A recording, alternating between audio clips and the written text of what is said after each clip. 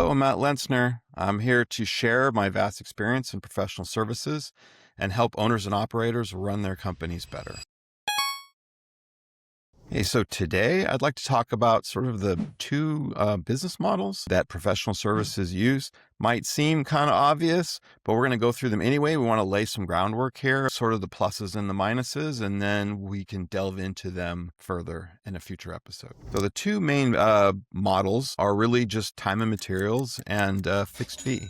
So time and materials is you're paying by the hour, however many hours I work on a project, that's what I'm going to charge you for. And then fixed fee is knowing ahead of time what you're going to be delivering and giving a price to the customer.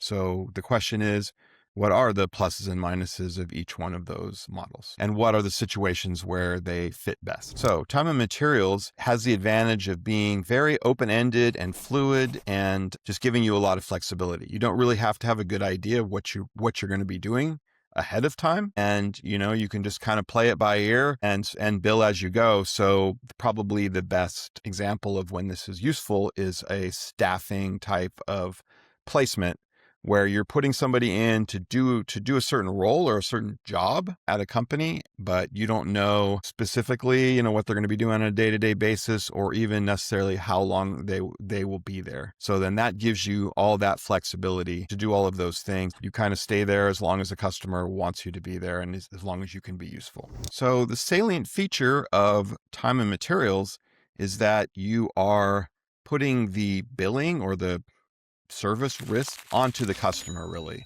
So they don't know ahead of time what you're going to charge and how much things are going to cost because it's just open-ended. That's good for the vendor in a sense because you basically know you're always going to make money, with the exception of you wasted your time or you turn in a bad product. But generally speaking, you know that if they're inefficient or they make you wait or whatever, then that's kind of on them. So in that sense, as the vendor providing the time and material services, you are in a way safer. So that also becomes a disadvantage because me as the purchaser of the service, I don't know what it's going to cost. And even worse, there's a misalignment of incentives. Not to say that anybody is dishonest or anything, but I'm very much a big believer in aligning incentives so that you as the vendor or the person who's providing the services and the customer, you win together.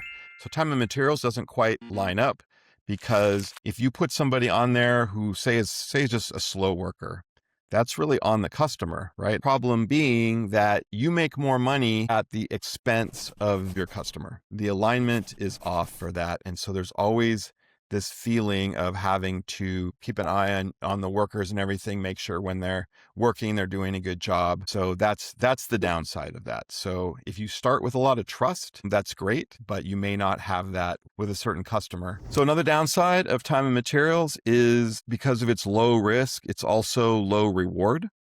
So you can only make your margin on your hourly rate. You can never get above that. So you can never be super profitable. You're always capped because there's only so many hours that can be worked. We'll talk more about it when we get to fixed fee, but fixed fee is sort of unlimited. If you find out a really clever way where you can provide a service for a certain amount of money and it doesn't take you a long time, maybe you're super automated, but the rest of the industry isn't, then you have a much higher ceiling on how profitable you can be.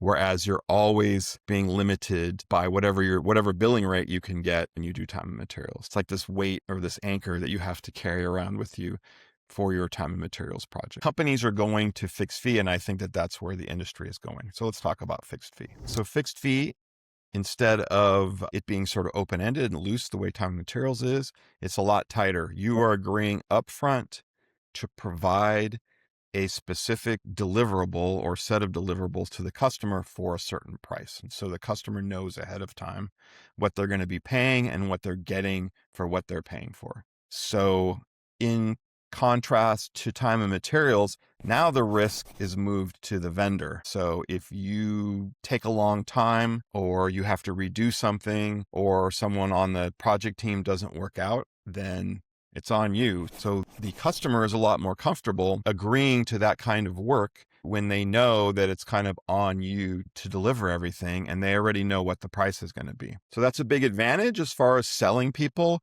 and maybe selling to new people that are out of your network. So if you want to grow your company, that's important. So fixed is almost like sort of the turnaround, the opposite of time and materials, in the sense that you need to know as the vendor what you're doing, what you're delivering, about how much it's going to cost, who the people on the team are and how do they work together. So because of all that, you are taking all that on, and so you are more exposed.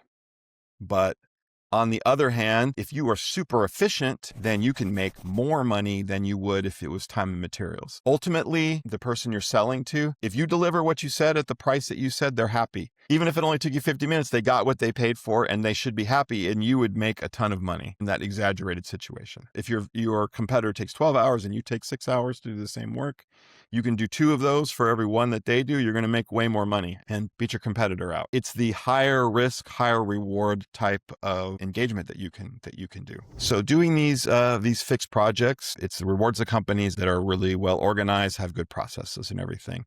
And I think ultimately those are the companies that are going to win because customers want to buy fixed fee products. And I think that's the trend in the industry is going in that direction. And I think in future episodes of this, we'll get into how to be successful doing fixed fee, because it's not that straightforward. Time and materials, you can be successful. But then, as I mentioned earlier, the upside is limited. So if you really want to do well, you have to think about, how can I make fixed fee successful in the industry and in the services that I provide? This podcast was brought to you by Bizinta. Bizinta is an all-in-one cloud platform for professional service firms that combines time tracking, scheduling, invoicing, project management, and real-time reporting to help teams run operations more efficiently and improve profitability. For more information, click the link below.